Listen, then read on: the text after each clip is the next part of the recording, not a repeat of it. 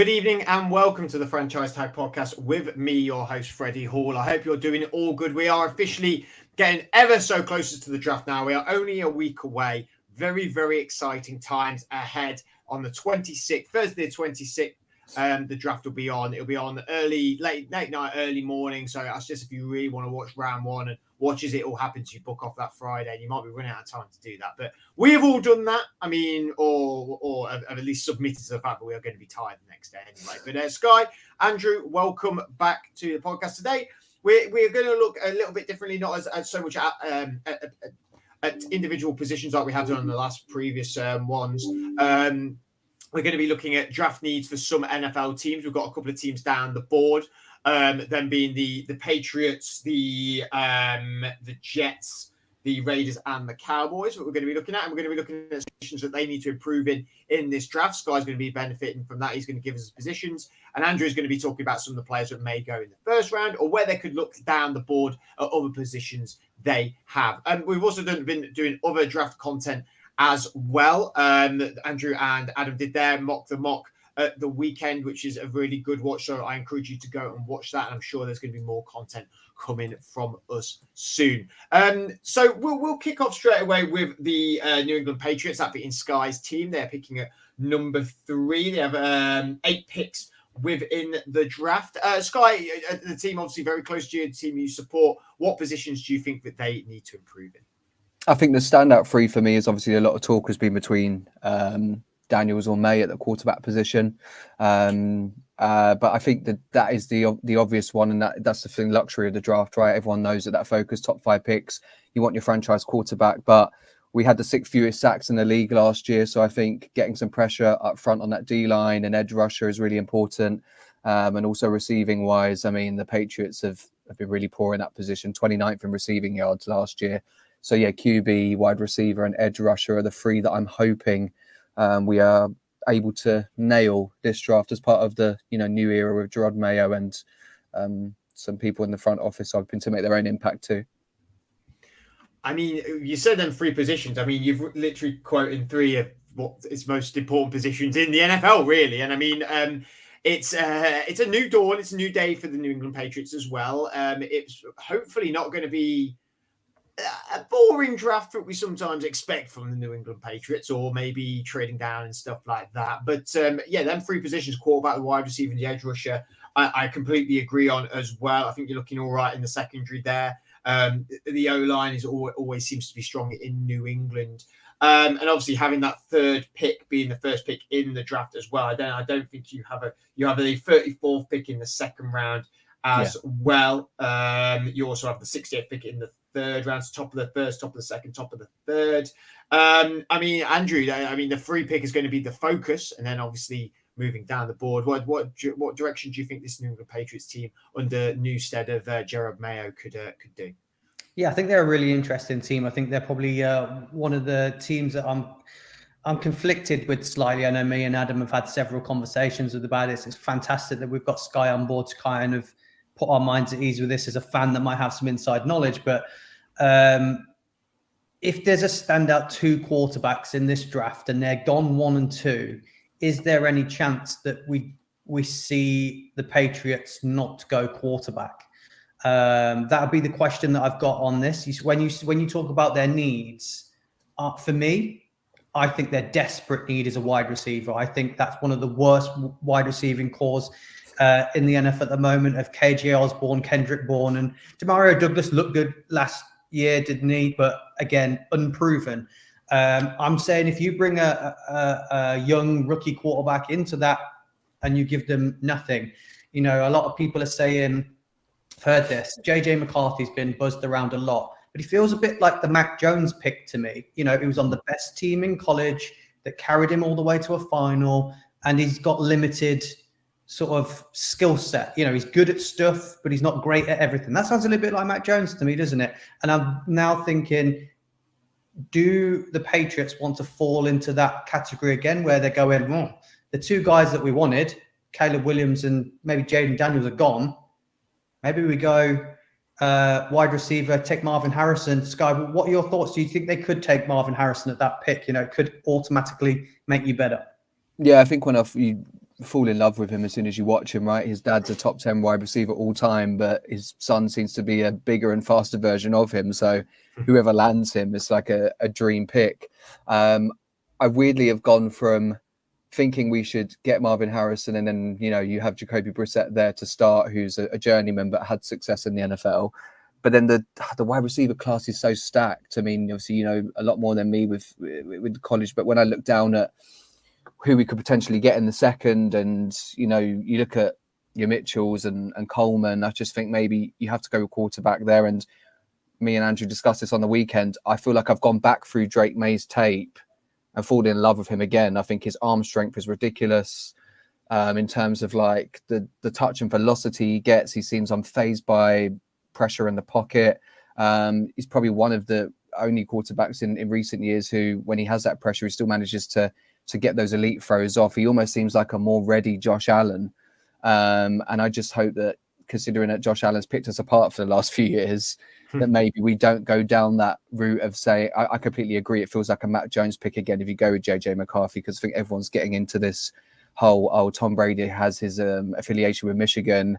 Let's go with a nice little story there. But I'm hoping it's more smoke and mirrors and we do pick Drake May. But to be honest, to answer your original question, as much as I'm saying that, I think it would be nice to go with the Marvin Harrison route to make a statement and do something different to what we've had with Bill Belichick. I think the worst case scenario is trading back, because then you're just doing the same. So either take your quarterback of the future or do something different, go receiver, and then maybe you can trade back in the later rounds and just get a lot more depth in other positions. Yeah, I say this because I was listening to Daniel Jeremiah and Bucky Brooks earlier today, and they were talking about the hit success rate of wide receivers taken in the top 10 and then wide receivers taken outside of that. And it's virtually over the past sort of 3 years, the top 3 guys that have gone in the draft have all been like hit like elite wide receivers, and it sort of drops off if they're taken in the 20s, and the second round didn't have much on that. So although we like the depth of this class, I've said all along through it, there's 3 guys. There's Brian Thomas, and then there's a lot of wide receiver 2s, and I think you need a wide receiver 1. And looking at your draft picks that you've got, I believe that pick 34 and 103 is enough to move back into the first. Okay. I think if you keep pick 68, the third round, because you're going to need that to address O-line. I think you'll use that for O-line. And I think you could, probably package up pick 34, 103, maybe, or 137, and move back up to the first. Maybe take a quarterback, maybe take a Michael Penix in around that sort of 20 spot. I like Penix. I would be happy with that. I'd kind of want us to stay away from Bo Nix. He seems to be someone who would just maybe suit a Sean Payton style of head coaching. Penix, I know there's question marks around the injuries, but I think we're seeing a lot of these young players now overcoming injuries at a young age and still going on to have great careers. Even people who've come in the league and maybe been hurt, like your Joe Burrows or your Breece Halls, and then now they're still linchpins of those franchises. So I don't think injuries should scare the Patriots. I think they did not have dinner with Penix, I think we had last night, or it's planned for tonight. And that also caught me by surprise because we didn't really send anyone to go and scout him. I think there was only one guy who went. So maybe now that other teams are giving him attention, it's like, well, actually, let's assess all of our options in case we do decide to go receiver and then look at him later in the draft, like you said. Which, with the edge rusher position that you also mentioned there, Sky, Andrew, do you not agree that they do need to look at that? And also, it is a position that we've not covered on the Tuesday show, really. Is there good depth? I know there's some players that are sort of mocked to go in that top 15, top 20 that are edge rushers. But is this class got some depth to it, or is it a little bit top heavy? Yeah, there's definitely some depth to it. I think we've managed to, me and Adam did a top 10 of them. So there's 10 really good quality ones. I think there's maybe sort of the 5 names that everybody kind of knows that'll be possibly round ones, definitely 3 round one guys in there. But there's some guys that didn't do themselves any favors in the combine and things like that. Braylon Trice from Washington, I think, is an absolutely exceptional guy. I think he's going to drop slightly. I think someone's going to get a steal with him there. There's also Jonah Ellis as well from Utah. I think he's going to be a late round steal as well. He's someone that Adam is going to be planting the flag in and putting his name to and saying that's a guy in the late rounds I already know that you can definitely get. Chris Braswell as well from Alabama, an Alabama guy. He's projected to be going around sort of the 50 mark. So prime position for if he's slightly low. It's not too much of a drop to 68 if he's round there. For the Patriots to address that. And I think if they can get someone like that, it's an instant impact for me. So there's depth all the way down, I think, to the early round 3. That 68 mark is definitely getting a quality edge rusher, I think. Okay, well, we'll move on to the next team that we're going to talk about this evening, and that is the New York Jets. They have got 7 picks in this draft as well. And a team that last year, obviously, without Aaron Rodgers going down within the first few seconds of the first game, it was a bit of a turbulent season for them. And there's definitely going to be given options this draft to go and strengthen. And I think we are very poised to see an incredibly different Jets team this season than we did last season. But Sky, what positions do you think they need to focus on? I think as great as we know Robert Saleh's defense is, and we basically saw if they had, mentioned with Rodgers, if they had good quarterback play last year, they probably would have been a playoff team.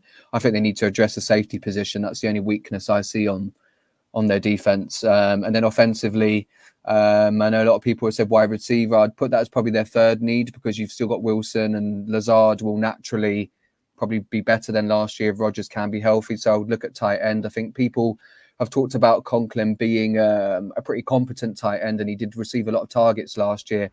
I think that was more the case of just the QB play being so bad in New York that you do rely on your tight end, whether they're average or not, when that's not going well. So I think getting a star tight end, I'm sure Andrew knows where I'm hinting with this, in this draft. We know the name. I think that would be a big need. But yeah, number one for me is the safety position, and looking to get some weapons for Rodgers, whether that be a tight end or a wide receiver.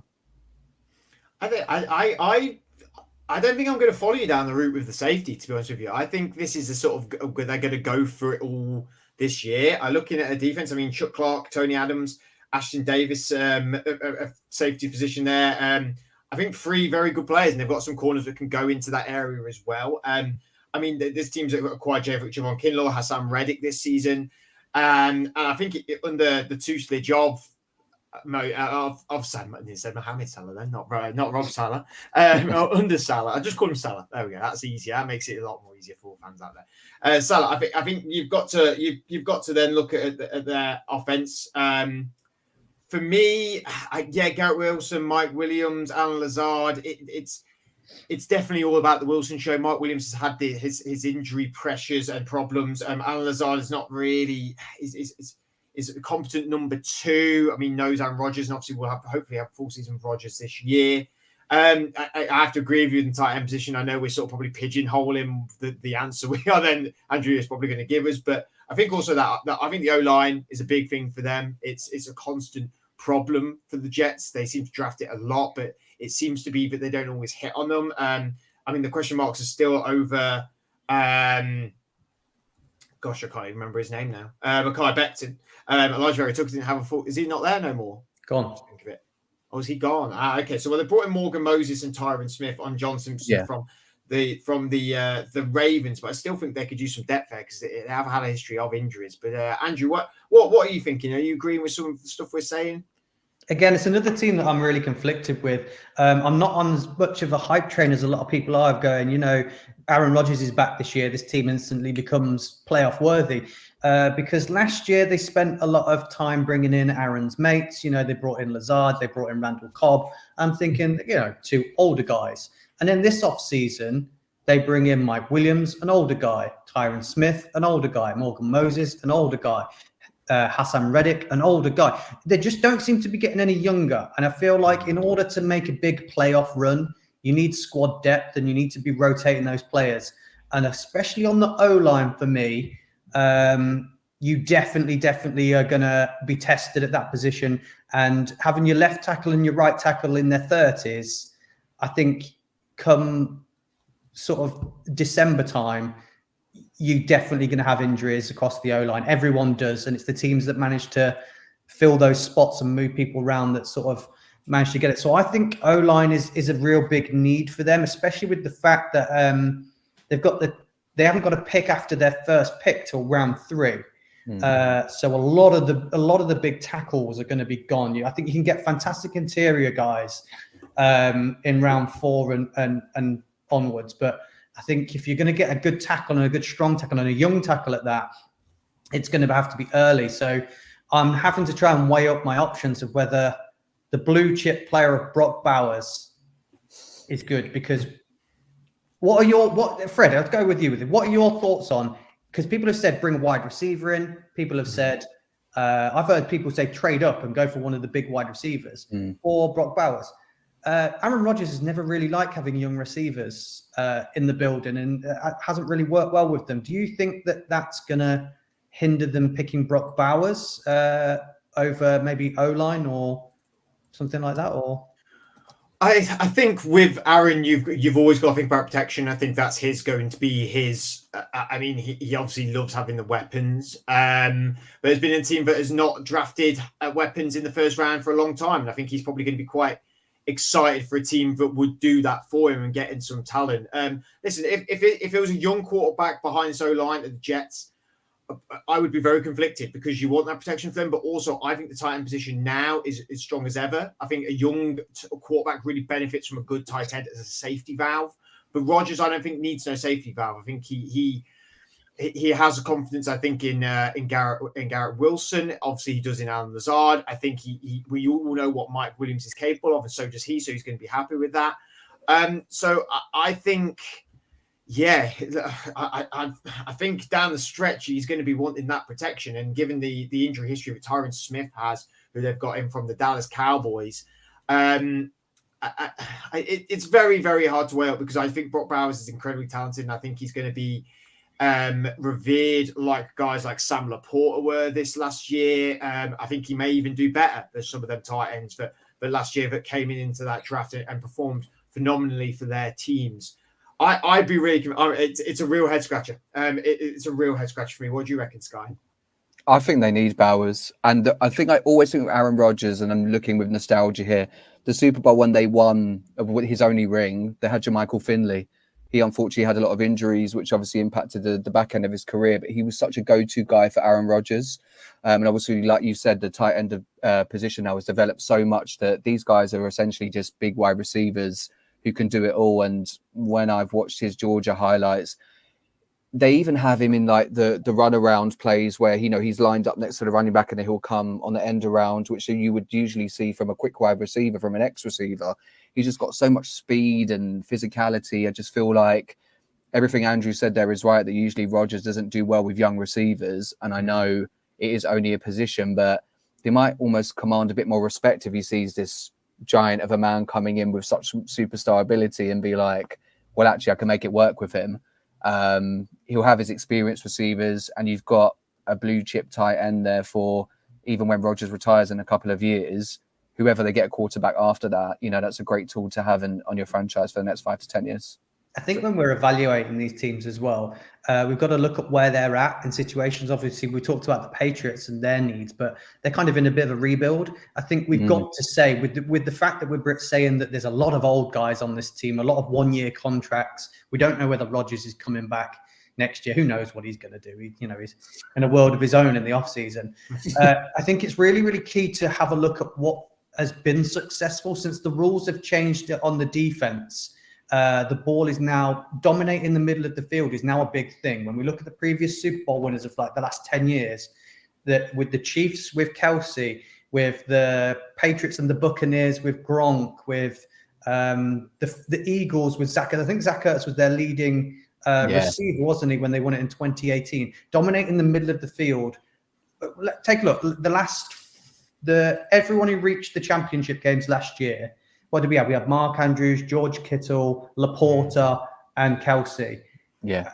I think that screams out that dominating the middle of the field with a big, strong tight end, especially with the rule changes again, with the hip drop tackle, I think tight ends are only going to go up in value.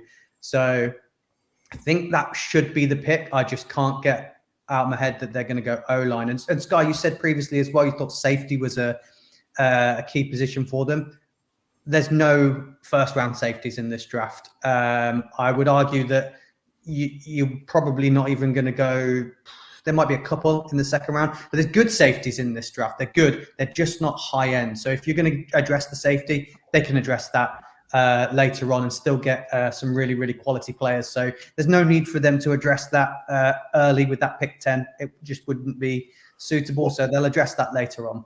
You said they haven't got a second round pick. What play? I'd say 2 players, but maybe in the 3rd round, maybe drop to them that do play that position.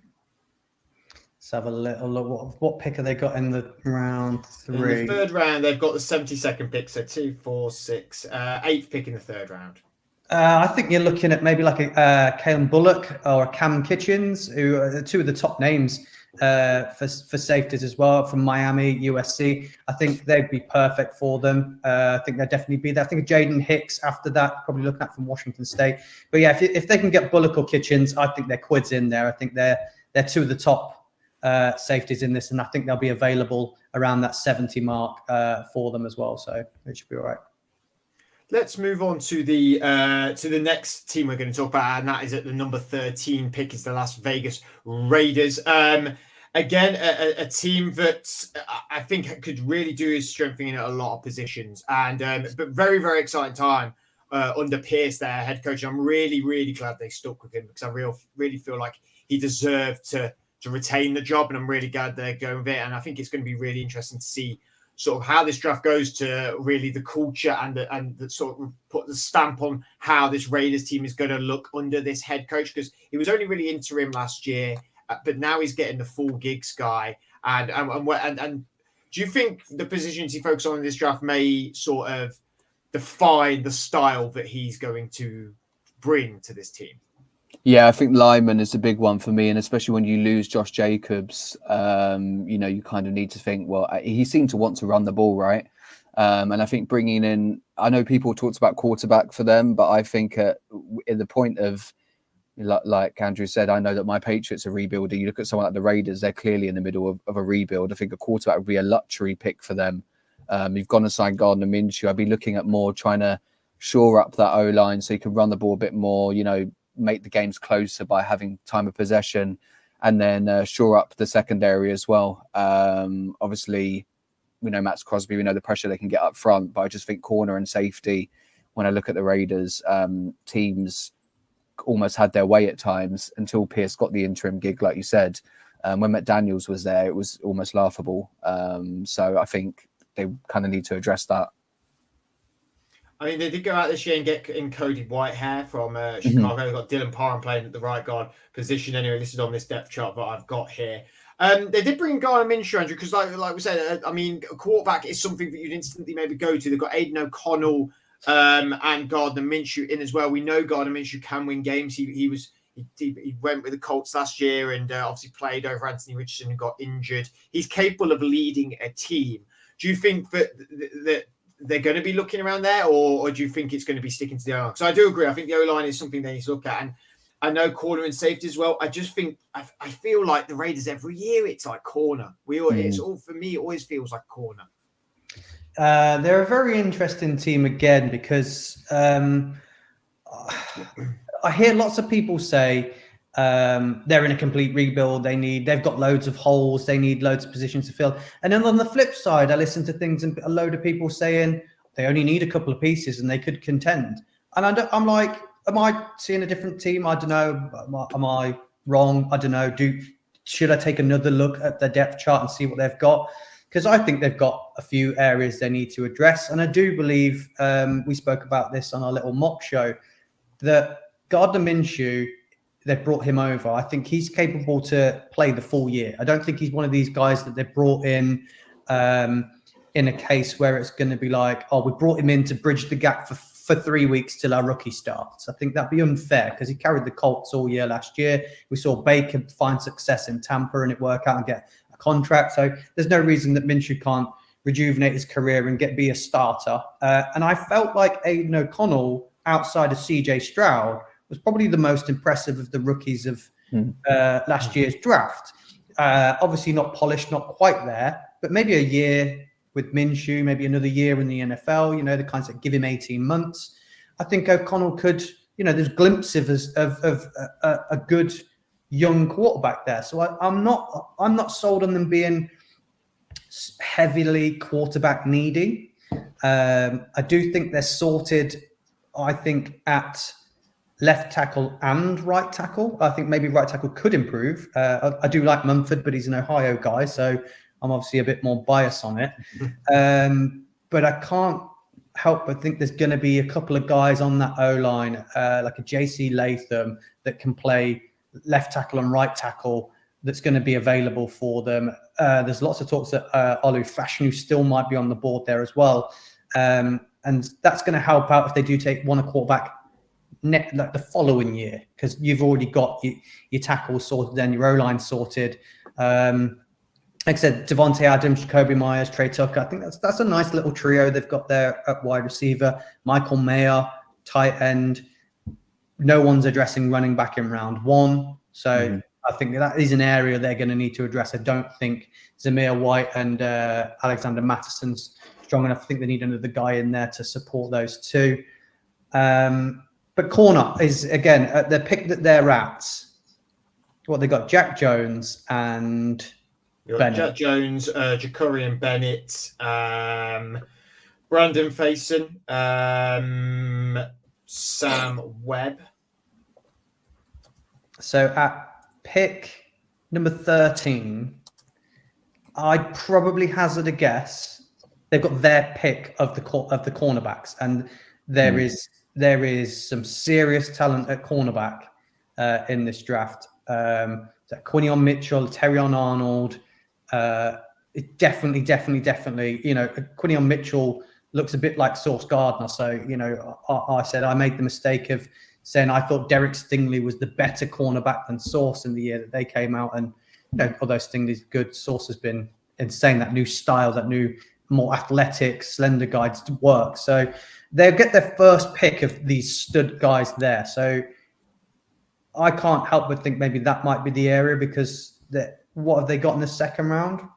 They've got so they're pretty much mid-second, mid-third, mid-fourth. So they've got the 44th, they've got the 77th and the 112th. Still lots of very talented tackles on the board at 44, I believe.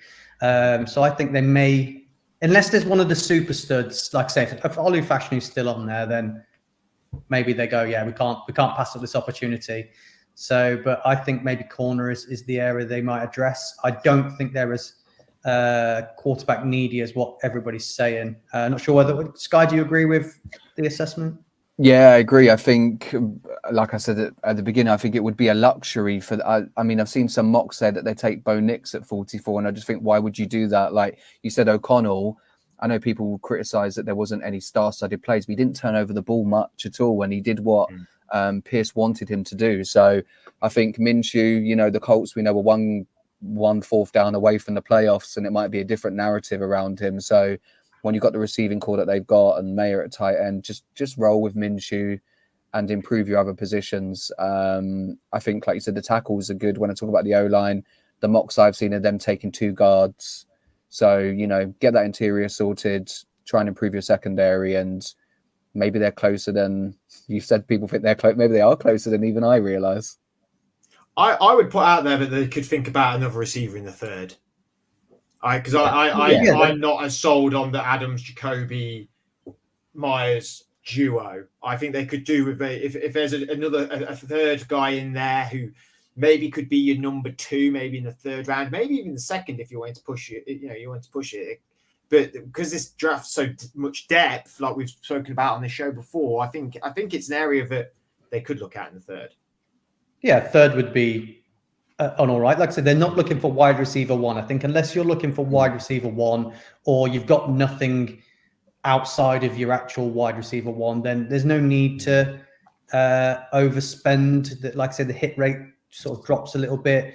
I think everyone's now on the narrative of how can we find the next Puka. I think that's going to stump people a little bit because they're always going to be going, oh, we can find that diamond in the rough later on. But yeah, I think they've got 2 solid guys, and Trey Tucker looks like he can produce the goods as well as a youngster, as a rookie last year. So yeah, if they're picking someone up in the fourth, I think they've got a few. Have they got a few fourth? No, just 1 fourth. No, just the 1 fourth. 1 in first, second, third, and fourth. If you're looking at maybe a Jalen McMillan falls down that far, maybe a Brendan Rice in round 4 or 5, maybe. There's going to be still some guys with that sort of diamond in the rough ability later on in the 4th, 5th round. So I think they could go, like I said, corner at 1, tackle at 2, maybe running back in the 3rd, possibly. I think, and then wide receiver. So they should be sorted. I think it does. It's sort of way. It's the way of by their pick. You're thinking maybe 1 or 2 tackles off the board. You're still going to get probably a very high end guy, but I don't know if there will be a corner taken off the board by the time it comes to the Raiders pick. And if you've got the chance to take the premium corner in this draft, yes, it may. We've got some good corners here. I don't feel like we've got the. I know Quinn Mitchell's similar to Sauce Gardner, but Sauce Gardner came with so much hype in that draft, didn't he? You know, we've not had that much hype on these corners, I would say, in this draft. But you could get the best one of this bunch, and in a position, let's not forget, that is one of the most important in the NFL as well, and that you are significantly weak at. So I lean to corner. I think you're right. I think if they take a Quinn Mitchell or they want to go for Arnold in that pick, I think that would be really sensible. And I think it's a pick that the Raiders fans will like as well. But I do think it's going to be interesting to see how the organization goes about this with new head coach and a guy that everyone loves in the building. The last team we're going to be talking about this evening is the Dallas Cowboys that are picking at the number the 24th pick. They have got 7 picks in this draft. They are also low down in the 2nd round as well. Low down in the 3rd. Have they got multiple picks in the 4th? I felt like I read the other day. And they've got 2 7. No 4th picks. No 4ths, 2 7. No 4th picks. No 4th picks. Also, they've got a few ones further down the line. They are your team, Sky. Well, I know it's a very much a running joke on this podcast, but you have a 2-team allegiance of the Dallas Cowboys and the New England Patriots. Patriots come first, of course, but yeah, of course. I smile more though when you said the Cowboys. There, maybe it's because their window's still open, right? You believe that window's still open with Dak, right? Is that you're a Dak believer? I think with I won't go as far as believer, but I think that him and McCarthy, it's the typical NFL storyline of it's both 1 year for them to prove themselves, right? This is where you do your talking.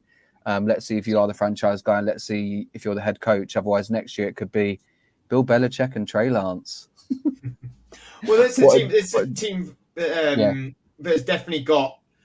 I don't think so much holes. There was one very glaring hole for me with the Dallas Cowboys. Then everything else is sort of like, I think, like you said, this is their window now. All this draft is going to be about reinforcing this and obviously looking a little bit on the future. But I think they are going to they're going to look for a little bit of talent that's going to hit. Maybe not hit straight away, but he's going to reinforce the guys that are definitely going to start. But Sky, what positions do you think these guys need to focus on, especially on that 24 pick? Yeah, Andrew knows who I had in my mind from our conversation on Saturday at the running back position, but we'll leave that to him to pick that one up. They definitely need to address that because I was so high on Tony Pollard, mainly because of how strong the O-line is for Dallas. I know the second position I highlight was that the interior side of the O-line they probably need to shore up, but I feel like the O-line is still, able to perform at a high level. So getting a young rookie running back in, they're probably one of the only few teams that need to address that and might address that early. And then also with Van Der Esch retiring, obviously he battled a lot of injury problems. I think a need to have we've seen young linebackers over recent years come in and make a bigger statement and become leaders from their rookie year and early years on. So if they can hit home there, that would be great. So I'd say, running back, interior on the O-line, and then a linebacker to replace Leighton. I'd have to agree with you. The problem is I think the 24th pick, I don't think they're going to be sticking there. I think they'll move down. But Andrew, do you agree with these positions? Do you agree with my little assessment there?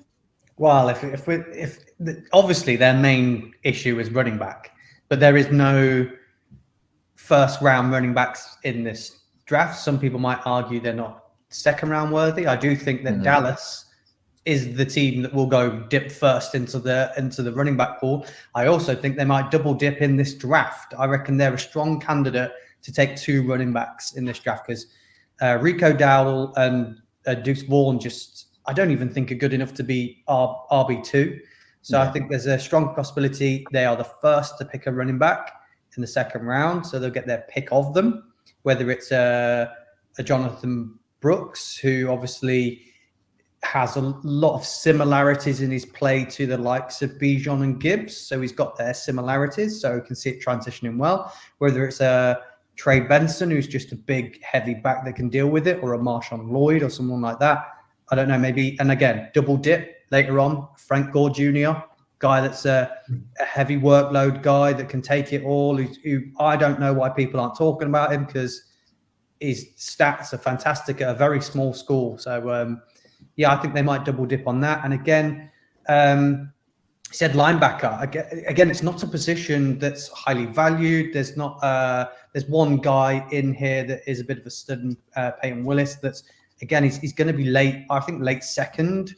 So a lot of the other guys, I think you're going to be getting in the third round, and they've got that third round pick. So this first pick, everyone thinks it should be the non-flashy pick of O-line, because their O-line is not fantastic. I think, they're praying that Tyler Smith can play left tackle. He's been playing at left guard, struggled with penalties. They've got TJ Bassett left guard now. Zach Martin's moved from tackle to guard. Terrence Steele's come in at right tackle. So I think that it's the O-line's weak, and they've got to, if they have any chance at keeping Dak upright. Now he's not as mobile as what he used to be. I think he's more worried about getting injured than anything. They've got to address O-line with that first round pick, because they definitely need to dip into those lower round categories with the next pick. They can't go, do you know what? Let's leave it, because they need to go running back and they need to go linebacker. So I think you've got to take the O-line there, even though there is value later on. So I think it's going to be a non-flashy pick. I just can't get over the fact. Now, I'll say this to you guys now. We know that they're not offering Dak another contract. Surely we know this. He's going to be a free agent at the end of the year. He's probably gone. I don't think this team on paper is strong enough to go all the way. I think they've got CD Lamb, and that's it at wide receiver. I don't think Cooks and Holbert are quite good enough for me. So I think it's that. Nick Ferguson's nice. I like him. But if there's still a quarterback on the board at their pick in that first round, could either of you guys, if Michael Penix is still there, could you see them taking a quarterback at this point? Who wants to go first? I feel like me and Fred agree, though. I don't will. see it. I don't see it either. I think there is certain teams in the NFL that do not rock the boat like that. I also think it is why we debated this when we talked about this, and I think it's very fun to pose about Miami maybe taking a quarterback and not paying Tua. I think that there's certain teams, and Miami and Dallas fall into this category, that don't rock the boat like that. And that in the building, they love the player. I think they love the player. I think that Dallas loves Dak, and I think Miami love Tua. I'm not saying the fans do. I'm just saying the building does. I think with both players, what we don't see is the intangibles in the workroom. Is that I think that a lot of some of the stuff that we hear about Dak is he's a great leader. He's great, he's great in the room. He's a great teammate. I think Tua is probably that way as well, though we don't hear it as much maybe. So I don't think there's. I just cannot see it. I think it's very interesting, very fun to think about. They can't afford him next year. No, they can't, especially when they've got to pay Lamb. And they've got to pay Lamb. Lamb is currently sitting out. He's not turned up to OTAs. He's holding out. He says he's going to hold out for the contract. It's going to be a big contract as well, isn't it? It's going to be like 100 million. Parsons and Lawrence, I think, both need contracts as well. I think you move off Lawrence, and I think you'll move off Trayvon Diggs. I think they'll hurt again, move him on, and his contract will be decrease the amount on their books, and will be moved on. That'd be my prediction. Is that you don't pay Lawrence at his age, you move on Diggs, you pay Parsons, you pay Lamb, and you renegotiate with Dak, and move some funds around. That would be my assessment of it. Sky, I don't know whether you agree with that. No, I do. I just think that I pulled a face there because I know we had this conversation on Saturday about your Steelers with Fields, and I think there's with young quarterbacks, someone like Trey Lance who they signed, and they have an opportunity there. I feel like if this, as much as I said their window's open, we know any NFL team takes one injury, right, and it can go sideways. Maybe there's a point in the season where the Cowboys give Trey Lance a run to evaluate what they've got. You know, he's signed for another season. I just don't think. I think Jerry Jones almost likes that of being like, well, I've got Dak there. Like you said, we love him internally, but I've also got this guy who the Niners were really high on, and there could be some untapped potential there. So let me just keep him. Let me keep Dak on my short leash. Let me improve the needs elsewhere. You know, let me maybe go O-line, like was mentioned. I think he'll play it weirdly, very un-Jerry Jones this draft. Pretend that it's all well and good with Dak and McCarthy. And make the smart picks. But as we know with Dallas, it could all well by November. It could change. And we'll say, we're not paying Dak. Lance is having a run and I'm going to bring someone else as a head coach as well. But yeah, I just think that even with the receiver stuff, I completely agree with what Andrew was saying. Like, I think the Cowboys could go and get someone like a Leggett. But he's a guy who I've looked at and think would be good for the Patriots. And he's just someone who I seem to kind of feel like I think he's built like AJ Brown, and I think the Cowboys would be smart to draft someone like him. But in my top 3 needs, I don't see a receiver as the need. But I do agree that that is somewhere that they could look. I think maybe Tolbert might have a breakout, but if they're not sold on that, if we stick with, let's say they are going O-line, Andrew, what sort of names do you think are going to be around there for Dallas to look at? Well, obviously they like a flashy pick. They like, you know, the glitz and the glam. And for me, there's an O-lineman that is a flashy glitz and glam pick. And it's Amarius Mims. The guy is built literally like a god. He's massive. He's huge. When he walks into a building, he's the biggest guy. He's athletic. He's just an absolute monster and machine. So if you're talking about glitz and glam at a position that's not called it's the guy. That is the guy. It's got to be Amarius Mims. It's just, you know, he's got a very, very high ceiling. It's just, we've not seen a lot of him and he's had his injuries, but if he lives up to what we think he can be, he's about as glitz and glam as you can get at the O-line position, I think. So Amarius Mims for me at 24, I think would probably be the pick. No love for maybe a Jackson Powers-Johnson, or is it in the centre? Because they've only got Brock Hoffman at centre. I mean, yeah, would he go earlier than that if, you know, he seems to be one of the top guys? I think that tackle is a bigger need. Like I say, they can move Smith back into that guard. I think tackle is definitely a need for them. That's the area of struggle. Whereas Jackson Powers-Johnson's a centre and can play guard. So I don't think that would be. Although he's the best at his position, there's a massive drop off at the centres from him. I think Amarius Mims is a solid tackle, and you're only playing him at tackle. I think that's what they need. I think I agree with you that the moving Tyler Smith back to guard is like imperative for them. Like moving him back to guard, having Zach Martin in as guard. I think the centre position then you cannot have excellent at that because you've got 2 great guards and then 2 high-end tackles there. It's just whether they're going to trust someone like Mims coming in and being your left tackle straight away, or maybe they move Terrence Steele over to left and have him on the right. I don't know. Maybe they do that to put a little bit less pressure on him. I'm not sure. I do think the ideal team that might, I don't know, look, Eagles are at 22. And they're a team that could take Mims and not play him for the year and let him come in slowly. Mm. And I worry that could be the pick at 22 because no one's talking about it. Everyone's saying cornerback. They were terrible over the top, but I think, you know, Bradbury, Slay, then they've got Keely Ringo and Eli Ricks waiting in the wings that were rookies last year. So it could be a sneaky one to take Mims off of them. I think he would fit well there. But if he is available and doesn't get stole by an in-division rival, then I think that's the one.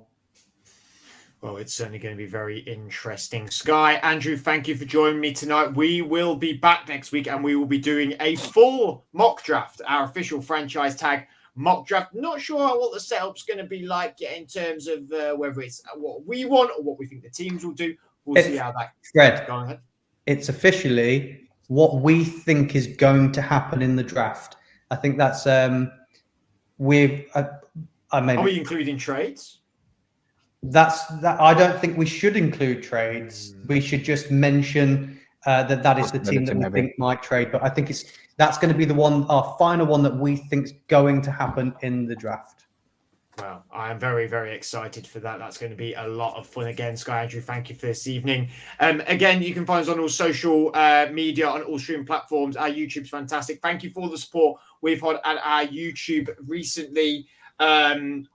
Lots of views on a lot of videos, and it's really great, and especially these small clips that have been coming out as well. And make sure you catch our interview that Gareth did with one of the NFL Academy stars that is joining Colorado. His name is just escaped me, but you can go and find his name and the video on YouTube. And thank you for your continued support. Until then, have a good week, and we'll see you